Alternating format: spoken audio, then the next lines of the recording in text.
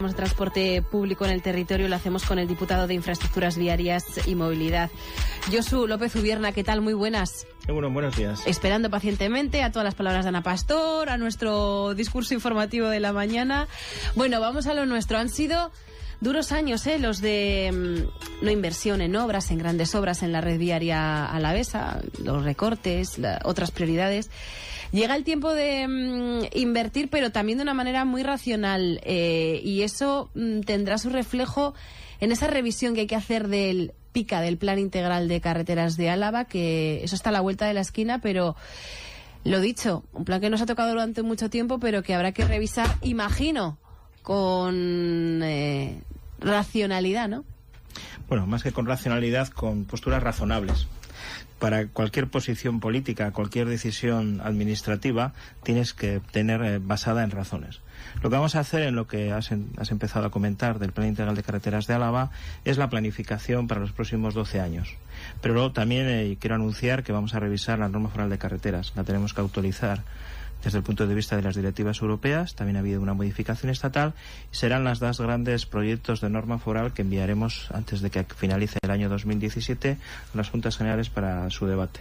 La norma foral de carreteras y el Plan Integral de Carreteras de Álava, el PICA, que marca la planificación de las carreteras, cuáles son las inversiones necesarias desde el punto de vista económico y presupuestario, y también cuáles son aquellas zonas del territorio, aquellas carreteras, aquellas infraestructuras que por motivos de seguridad vial principalmente tenemos que encarar a lo largo de los próximos años. Es un estudio evidentemente muy profundo y enseguida vamos a hablar también de algunas intervenciones prioritarias e importantes en la red viaria alavesa que ya están ahí a la vuelta de la esquina.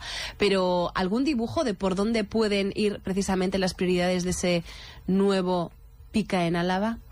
Lo que ocurre es que nos hemos encontrado, tú has dicho muy bien, con el tema de recortes de muchas obras que no se habían hecho, y lo primero que tenemos que hacer es cumplir, por así decirlo, lo que no se hizo en la anterior legislatura. Con lo cual lo más prioritario va a ser aquello que quedaba pendiente. Y yo creo que en estos momentos eso que quedaba pendiente desde el punto de vista presupuestario, desde el punto de vista además del consenso político y desde el punto de vista de hacerlo desde presupuestariamente, es lo que estamos haciendo. Estamos hablando del desdoblamiento de la 124. Ahí solucionamos dos problemas graves que existen, que es el cruce de Berantevilla y también la conexión con la P68, y además, y es una deuda que teníamos con el Ayuntamiento de Berantevilla, que es una zona que había crecido poblacionalmente, cuya carretera es muy estrecha, que casi no pasaba ni el transporte foral. Lo que vamos a hacer es una circunvalación. Ese es un proyecto que además va a contar y cuenta con el apoyo de todos los grupos políticos. Eso es una de las grandes obras que quedaban pendientes. La otra obra pendiente era evidentemente el tramo de la 240 a la altura de Legutio, donde desgraciadamente ha habido bastantes accidentes. Es un tramo negro. Exacto, es un tramo en el cual hay cambios de rasantes, están las condiciones meteorológicas que no ayudan, sino todo lo contrario, dificultan más la circulación, y también con el acuerdo que existe en Juntas Generales vamos a encararlo a lo largo de esta legislatura. Y el otro gran proyecto, porque quedan pendientes desde el punto de vista de lo que es la inversión pública y desde el punto de vista de los problemas de accidentalidad, donde ha habido accidentes mortales, es el ámbito de Saracho. En el ámbito de Saracho, que está evidentemente muy bien, como has marcado, en Ayala, ahí lo que hemos hecho, como alguien es comprensible que todas estas obras que suponen mucha inversión pública, que estaban retrasadas desde el punto de vista presupuestario, todo a la vez no se puede hacer en el mismo momento, lo hemos dejado para la parte final de la legislatura, pero nuestro compromiso fue claro, que a pesar de que no se hiciese esa intervención que es necesaria, a pesar de que todavía no existe un acuerdo político general sobre esa cuestión, lo que no íbamos a dejar es sin hacer nada. Y lo que estamos haciendo es una actuación muy significativa desde el punto de vista de la capa de rodadura, la renovación de firmes. Es una zona que se deteriora mucho por inclemencias meteorológicas, que además había estado, por así decirlo, abandonada, porque se pensaba hacer el proyecto. Entonces, cuando se ha dejado durante más de 4 años sin hacer ninguna actuación significativa, vamos a mejorar todo el tema de las cunetas. Hay un problema muy serio, porque como no hay cunetas, hay muros además que se están deteriorando, incluso hay piedras que caen a la propia carretera. Lo que vamos a intentar es mejorar todo el drenaje de la zona. También hay otro cruce en el cual vamos a rebajar lo que son los laterales para que aumente la visibilidad, y otra serie de medidas que, según vayamos incorporándolo, va a suponer que esa carretera, desde el punto de vista del mantenimiento y conservación, desde el punto de vista del drenaje de la propia carretera, va a mejorar en seguridad. Pero siempre respetando las señales de circulación, porque vamos a hacer medidas, todas las mejoras de señales de circulación, de limitación de velocidad, y también en algunos tramos que hasta ahora estaba permitido no adelantar, está permitido el adelantamiento, lo vamos a cerrar. ¿Para qué? Para conseguir que no sucedan situaciones de riesgo para la seguridad vial en esa zona, sin perjuicio que a lo largo de la legislatura seguramente también encararemos ese proyecto. Con lo cual no es tanto el futuro, sino la realidad de ahora mismo, de lo que no se había hecho hasta ahora, ponerlo en marcha. Que ya me ha contestado de una tacada a un montón de preguntas que le iba a hacer yo. Ha sido el diputado muy eficiente en la respuesta. Pero por pormenorizar alguna cosita, detalles, porque nos lo ha explicado bastante bien. En lo que respecta a la N124, se hablaba en la época de Andrés, de un gran proyecto, 6 kilómetros, un gran desdoblamiento desde entre Armiñón y Zambrana. Lo dicho, no se va a actuar en todo ese gran tramo que se había previsto. A eso ya renunció la Diputación Foral de Álava, porque se podía comer prácticamente todo el presupuesto en carreteras, pero sí en ese tramo de Berantevilla. Son 23,2 millones de euros, ¿no? Y un obrón, más de 2 años. Es una obra necesaria para el territorio. Porque cuando hacemos una intervención y una inversión pública en infraestructuras viarias, en carreteras, lo que hacemos en Álava es primero ejercer nuestra competencia foral en carreteras. Siempre nos hemos sentido orgullosos de nuestras carreteras.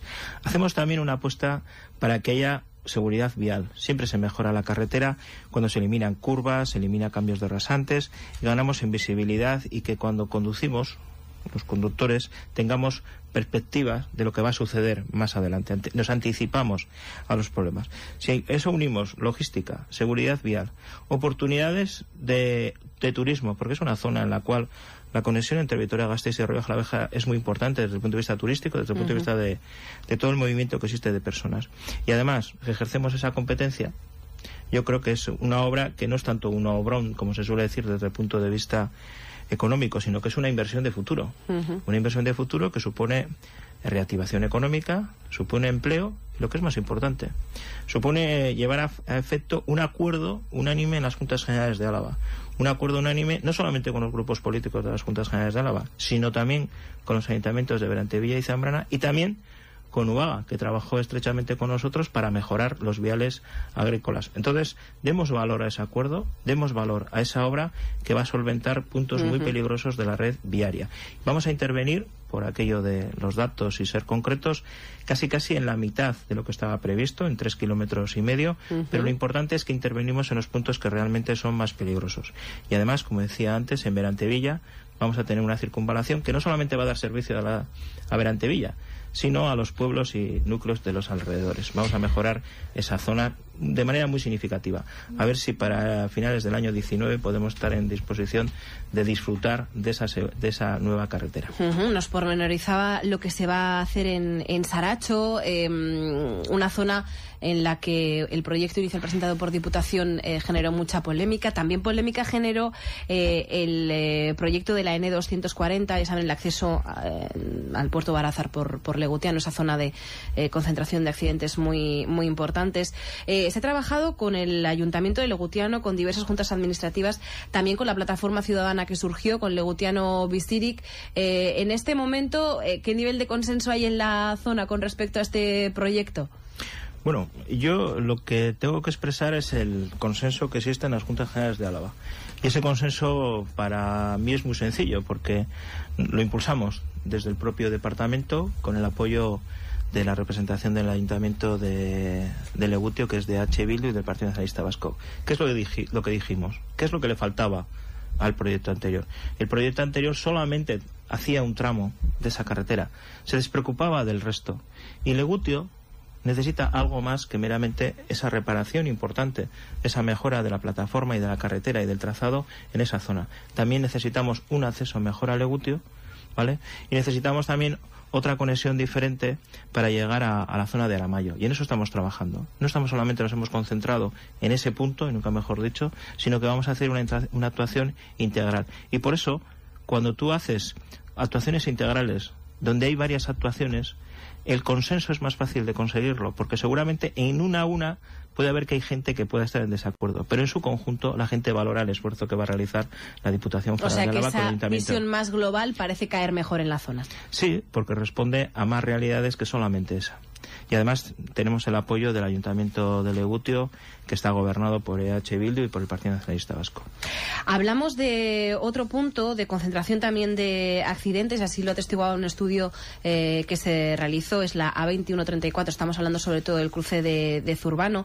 Se van a establecer, todavía a expensas de lo que pueda decidir este futuro PICA, pero intervenciones ya, medidas que contemplan mejoras en iluminación, señales, reflectantes,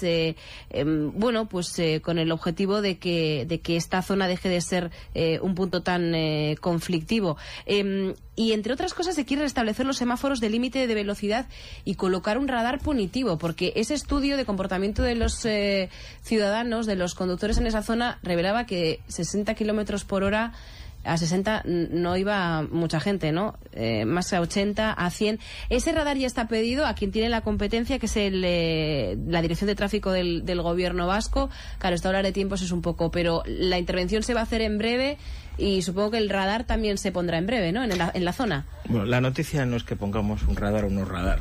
La noticia es que la gente tiene que respetar las señales de circulación. Mucho eso me preocupa por delante, efectivamente. Dos, lo que hemos hecho en el Zurbano es, en el momento que tomamos posesión, por parte de la Junta Administrativa de Zurbano, que ha tenido una colaboración excelente con el departamento, estuvimos viendo in situ el cruce. Es un cruce donde los accidentes principales no se producen en el paso entre Zurbano y Vitoria-Gasteiz, sino que se producen precisamente las incorporaciones. Muchos accidentes son frontolaterales, por los laterales, es decir, gente que no respeta el stop o gente que no respeta el ceda al paso. Si a eso unimos la velocidad, tenemos el accidente. Hemos hecho el estudio y en ese estudio vamos a mejorar la señalización vial, la seguridad vial. Vamos a poner tanto en firmes como desde el punto de vista de señales horizontales, diciendo o recordando que es un punto peligroso. Pero hay una cosa muy importante que en tu intervención no has comentado. Vamos a iluminar ese cruce. Y es muy importante. ¿Por qué? Porque todos los accidentes que se han producido ahí, la inmensa mayoría, casi el 70%, se producen en el momento crepuscular. Cuando la visión por parte de los conductores, que al fin y al cabo casi todos alguna vez somos conductores en esta vida, la percepción de la velocidad y la percepción de la distancia queda distorsionada precisamente por la falta de luz. Y vamos a hacer una inversión significativa, casi 190.000 euros, para mejorar la iluminación de ese cruce de Zurbano. Y tenemos incorporadas otras medidas que, antes que evidentemente hacerlas públicas, vamos a trabajarlas también con la Junta Administrativa de Zurbano. Y evidentemente, si todas estas medidas no son suficientes, siempre vamos a tener la posibilidad del radar punitivo, porque parece ser que, desgraciadamente, el hecho de que haya un radar es lo que hace que la gente levante el pie. Desde luego, nosotros no queremos que haya más accidentes y, si es necesario, se hará en colaboración con el Departamento de Tráfico. De la misma manera que en Saracho también hemos comentado la posibilidad de un radar, y también en Legutio la posibilidad de un radar. Ya existe un radar en Legutio, pero también estamos estudiando la posibilidad de otro radar. Porque si las medidas que tenemos que implementar son insuficientes, pues evidentemente tendremos que buscar otro tipo de medidas. Pero esto es bien sencillo. Si la gente cumple, los conductores y conductoras cumplen con las normas de circulación, no tendremos que ir a esa situación punitiva. Pongamos en valor.